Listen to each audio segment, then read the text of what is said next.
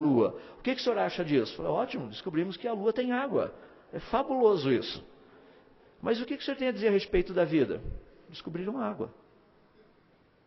Mas e vida na Lua? Eles descobriram água.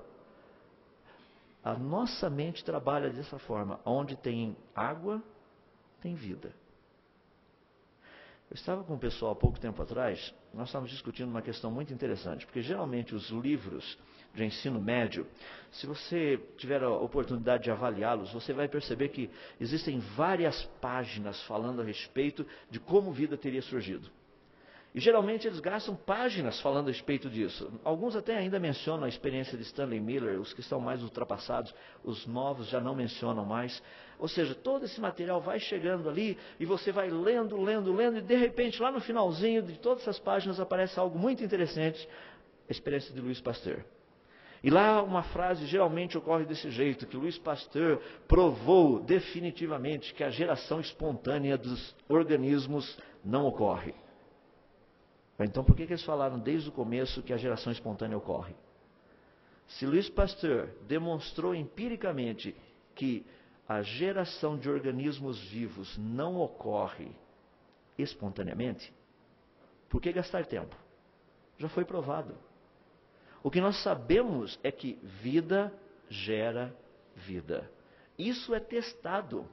Agora, olha a sutileza. Muitos livros hoje dizem o seguinte: a experiência de Louis Pasteur demonstrou a impossibilidade da geração de vida nas suas formas atuais.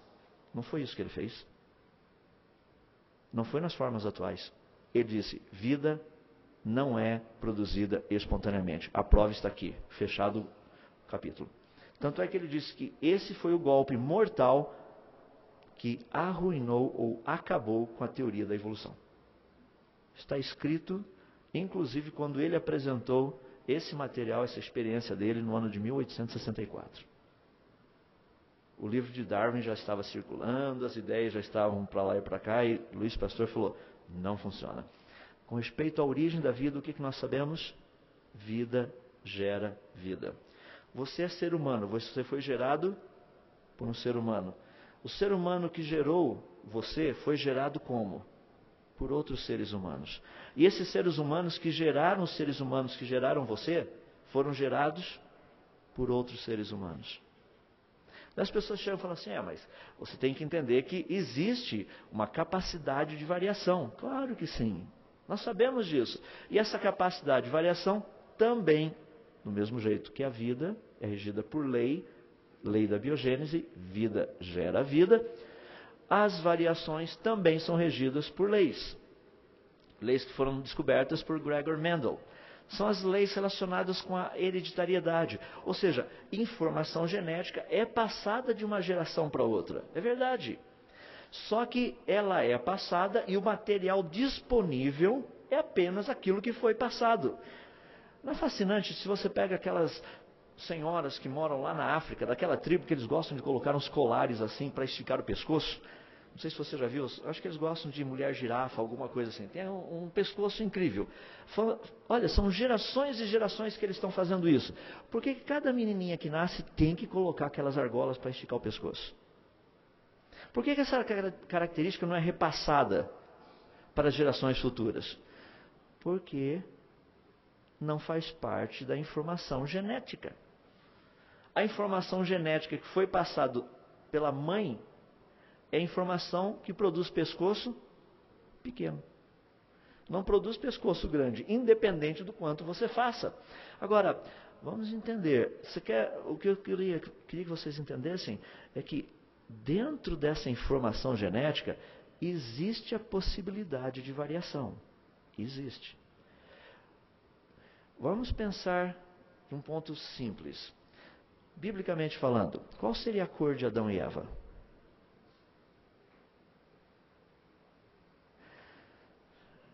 Eles não seriam negros, nós sabemos disso, e eles também não seriam brancos, nós sabemos disso. Eles não seriam esses dois extremos. Mas eles já foram criados com toda a informação genética para produzir toda essa variedade. Agora, vamos conver. é limitada. Você não vai encontrar gente dessa cor por aí. Não aparecem seres humanos verdes, amarelos, no sentido amarelo, aquele amarelão limão. Às vezes quando a gente fica meio amarelado com anemia, mas não é amarelo. Ou então outras cores como, sei lá, roxo. Roxo de vez em quando fica o olho, né? Mas são coisas desse jeito. Pensando em termos normais. Ou seja, existe uma limitação da variação. Aqueles que trabalham com gado, por exemplo, conhecem bem isso. Você vai trabalhando com gado, é possível variar, mas chega uma hora, a variação bateu no limite. Não existe mais variação. Você chegou no limite da informação genética. Isso é o que nós temos aprendido. Mas a teoria da evolução diz que não, diz que continua. Ou seja, já imaginou o antepassado de seres humanos e chimpanzés? O que teria sido? Eu não consigo imaginar, mas é o que o pessoal diz, que nós viemos dos seres humanos e chimpanzés, vieram de um mesmo ancestral comum. O que seria isso? Imagina todas as possibilidades de variações para produzir seres humanos e produzir chimpanzés. Nós sabemos que existem vários grupos de chimpanzés. Existem várias etnias de seres humanos. Mas existe um limite para essas variações. O que a ciência descobriu é que a capacidade de variação das formas de vida, ela é limitada. Para que o evolucionismo seja verdade, a capacidade de variação deve ser ilimitada. Dentro desse contexto ainda, das questões relacionadas à informação genética e a capacidade de adaptação, as pessoas geralmente têm uma ideia muito interessante. Por que o pessoal que mora na África tem a pele escura? Porque lá na África tem muito sol, foram queimando, olha a cor que eles ficaram. E por que os europeus são brancos? É porque lá faz pouco sol, ou seja, chove muito, tempo coberto. Daí eles ficaram muito na sombra, ficaram branquelos do jeito que eles são. Não tem nada a ver isso aí. A questão da cor da pele está relacionado com a informação genética. Os de pele mais escura, por ter um mecanismo de absorção e dissipação de calor diferente daqueles que têm pele clara, procuram climas mais quentes. Os que têm pele clara, devido ao processo de absorção e dissipação de calor, procuram climas frios. Não é uma questão de, vamos para a África, que daí os nossos descendentes vão ser todos moreninhos. Se você é um branquelo, pode tirar o equínio da precipitação pluviométrica, que você sabe que isso não vai acontecer. Ou seja, pode tirar o cavalinho da chuva, porque isso não vai acontecer. Ou seja, se você for, o que vai acontecer? Seus descendentes serão grandemente abençoados com câncer. Porque não é parte da estrutura. Existe a possibilidade, a capacidade de adaptação? Sim, nós entendemos isso. Essa capacidade de adaptação é expressa pelas leis de Mendel. São reservas genéticas. As pessoas falam, não, mas se nós estudarmos bem isso aí, dá uma olhadinha. Olha os bicos dos pássaros. Estou vendo, o bico dos tentilhões.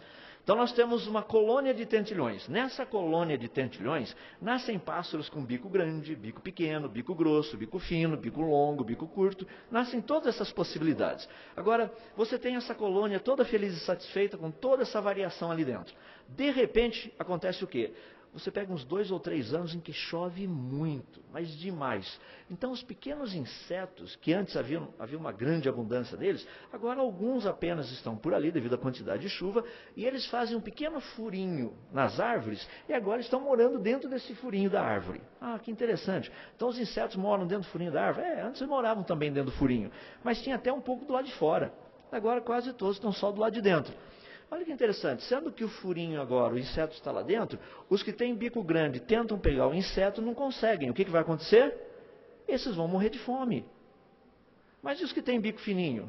Esses conseguem pegar o inseto. Mas só que você já tinha um grupo de pássaros que tem os que têm bico grande e os que têm bico pequeno, fino. À medida que o tempo passa, o que vai acontecer com os que têm bico grande? Vão morrer os pobres coitados. Daí você só tem ali naquela região os que continuam nascendo, que têm bico fino. Esses continuam pegando. Imagina que a situação piora um pouquinho mais e realmente as chuvas ficam mais abundantes e agora esses insetos, esses pequenos bichinhos, eles ficam mais no fundo ainda do furinho. Agora você tem aqueles que têm bico fino, mas comprido, e os que têm bico fino, curto.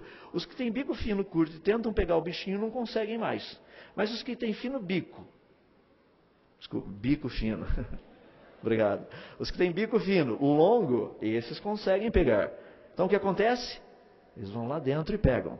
O que vai acontecer com aqueles que têm bico fino e curto? Vão morrer. Daqui a pouco você só tem, naquela região, que tipo? Os que têm bico fino e longo. Isso foi adaptação? A ciência ensina que sim, isso não. Porque já vi essa variedade. Imagina que, de repente, dá uma mudança de tempo, e daí, rapaz, para de chover, começa a dar aquela seca, uns 6 meses de seca, 1 ano de seca. Bichinho não tem mais.